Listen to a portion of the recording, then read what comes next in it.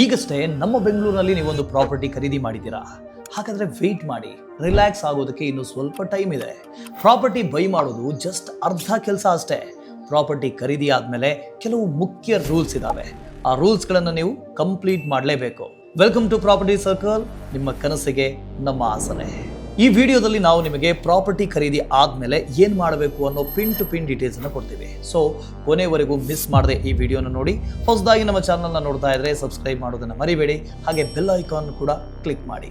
So let's start. First point, sale deed register ಮಾಡೋದು.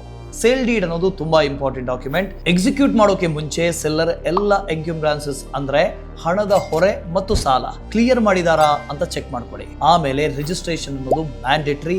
ಬಳಿಕ sub register office ನಲ್ಲಿ registration ಮಾಡಿಸ್ಕೊಳ್ಬೇಕು. ಆದ್ರೆ ನೀವು ಕಂಪ್ಲೀಟ್ ಅಮೌಂಟ್ ಕೊಟ್ಟು ರಿಜಿಸ್ಟರ್ ಮಾಡದೇ ಇದ್ರೆ ಕಾನೂನಾತ್ಮಕವಾಗಿ ಓನರ್ಶಿಪ್ ವ್ಯಾಲಿಡ್ ಆಗೋದಿಲ್ಲ. ಸೊ ಅಲರ್ಟ್ ಆಗಿ ರಿಜಿಸ್ಟರ್ ಮಾಡಿ.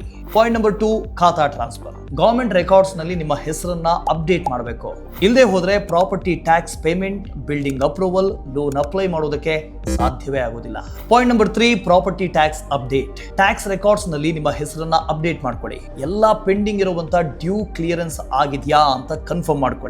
ರೀಸೆಂಟ್ ಟ್ಯಾಕ್ಸ್ ಪೇಯ್ಡ್ ರಿಸಿಪ್ಟ್ ಇದ್ರೆ ಫ್ಯೂಚರ್ ಟ್ರಾನ್ಸಾಕ್ಷನ್ ಈಸಿ ಆಗುತ್ತೆ. Point number 4, encumbrances certificate. Purchase ಆದ್ಮೇಲೆ ಫ್ರೆಶ್ ಎನ್ಕಂಬ್ರಾನ್ಸಸ್ ಸರ್ಟಿಫಿಕೇಟ್ ಅಂದ್ರೆ ಇಸಿ ತೆಗೆದುಕೊಳ್ಳಿ. ನಿಮ್ಮ ಪ್ರಾಪರ್ಟಿ ಮೇಲೆ ಯಾವ ಲೋನ್ಸ್ ಅಥವಾ ಲೀಗಲ್ ಡಿಸ್ಪ್ಯೂಟ್ ಇಲ್ಲ ಅನ್ನೋದನ್ನ ಇದು ಪ್ರೂಫ್ ಮಾಡುತ್ತೆ. 5ನೇ point, utility updates. Electricity, water, gas ಈ ರೀತಿಯ ಎಲ್ಲ ಯುಟಿಲಿಟಿ ಬಿಲ್ಸ್ ನಲ್ಲಿ ನಿಮ್ಮ ಹೆಸರನ್ನ ಅಪ್ಡೇಟ್ ಮಾಡಿ. ಈ ಅಪ್ಡೇಟ್ ನಿಂದ ಫ್ಯೂಚರ್ ನಲ್ಲಿ ಕನ್ಫ್ಯೂಷನ್ ಅಥವಾ ಮಿಸ್ಯೂಸ್ ಆಗೋದು ತಪ್ಪುತ್ತೆ. Point number 6, mutation.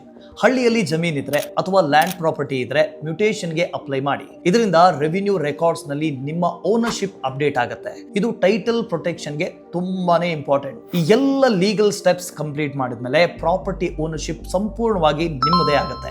ಒಂದು ವೇಳೆ ನಿಮಗೆ ಇನ್ನೂ ಗೊಂದಲವಿದ್ರೆ ಪ್ರಾಪರ್ಟಿ ಸರ್ಕಲ್ ನಲ್ಲಿ ನಾವು ನಿಮಗೆ ಹೆಲ್ಪ್ ಮಾಡ್ತೀವಿ. ಪ್ರಾಪರ್ಟಿ ಸರ್ಚ್ ಇಂದ ಹಿಡ್ಕೊಂಡು ಲೀಗಲ್ ಪ್ರೊಸೆಸ್ ಕಂಪ್ಲೀಟ್ ಆಗೋವರೆಗೂ. ಕೊನೆಯದಾಗಿ, ನೀವು ಹೊಸ ಪ್ರಾಪರ್ಟಿ ಖರೀದಿ ಮಾಡೋದಕ್ಕೆ ಯೋಚಿಸ್ತಾ ಇದ್ದೀರಾ?